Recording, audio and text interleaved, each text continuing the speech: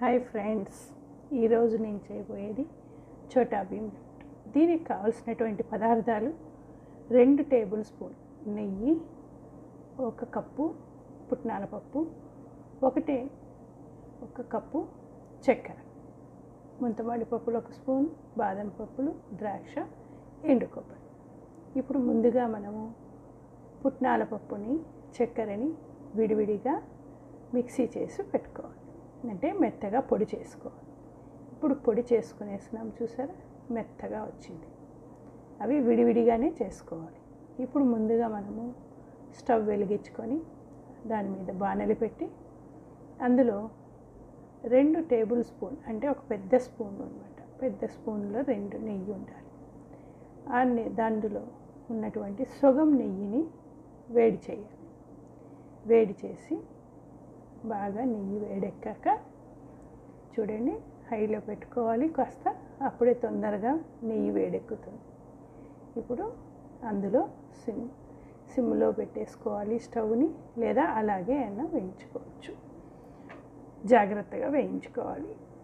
ముంతమామిడి పప్పుని బాగా మంచి అరోమా వచ్చేంత వరకు వేయించుకోవాలి. అంటే అరోమా అంటే బాగా బ్రౌన్ కలర్ రావాలి, మంచి వాసన వస్తుంది అన్నమాట. ఇది కలర్ చేంజ్ అయ్యేంత వరకు ముంతమామిడి పప్పుని వేయించుకోవాలి.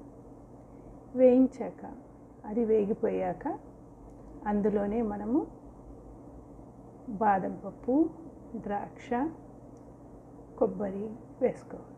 ఇంకా కూడా మనకు నచ్చినటువంటి డ్రై ఫ్రూట్స్ ఏవైనా కూడా అందులో వేసుకోవచ్చు.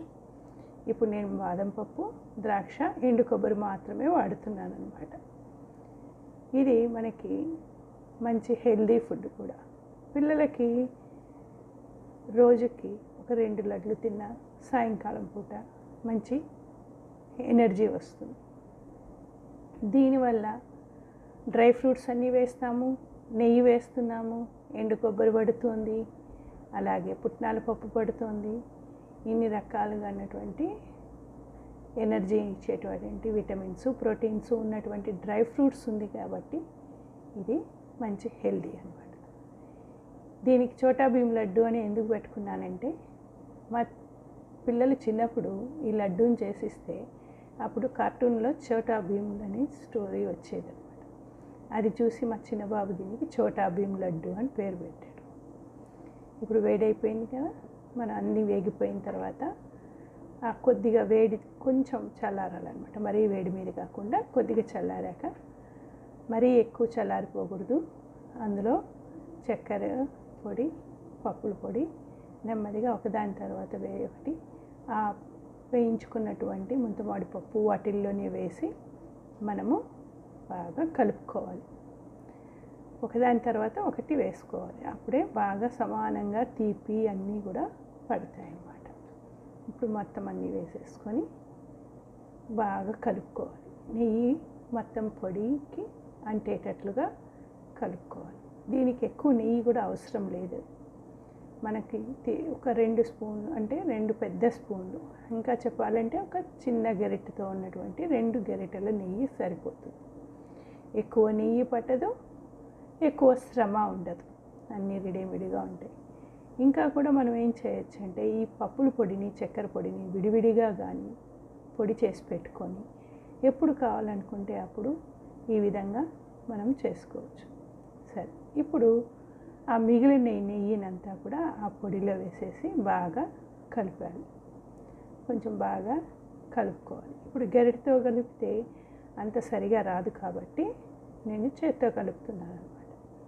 చేత్తో కలిపినప్పుడు ఏమవుతుందంటే, ఆ ఫోర్స్ఫుల్గా మనం కలుపుతున్నప్పుడు ఆ వేడికి చక్కెర పొడి అన్నీ కూడా సమానంగా కలిసిపోతుంది.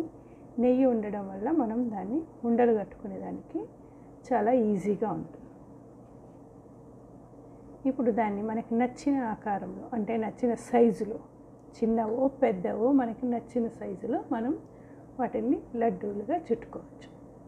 ఒకవేళ సపోజ్ ఇంకా సరిగా ఉండడం లేదు, మనకి లడ్డు సైజు నిలబడడం లేదు అనుకున్నప్పుడు చేతికి కొద్దిగా నెయ్యిని తడి చేసుకొని, నెయ్యిని అద్దుకొని దాంతో మనం లడ్డూగా చేసుకోవచ్చు. ఇది ఒకవేళ మనకి విడిపోతుంది అనుకుంటే ఇంకొంచెం నెయ్యి కూడా కాచి పోసుకోవచ్చు, సరిపోదు అని అనుకుంటే. ఎక్కువ నెయ్యి వేస్తే మరీ నెయ్యిగా కనిపిస్తుంది. ఇప్పుడు అలా ఉన్నా కూడా మళ్ళీ మొత్తం అంతా పట్టిన తర్వాత బాగా గట్టిగా అయిపోతుంది అనమాట. నెయ్యి కాస్త ఎక్కువైనా కూడా మనం తిన్నప్పుడు కొంచెం నెయ్యి కొద్దిగా వేరే నోటికంతా అవుతూ ఉంటుంది. అంత కొంతమందికి నచ్చదు కాబట్టి ఇలా అంతా పొడి లడ్డూలు చేసుకోవడం అంతే.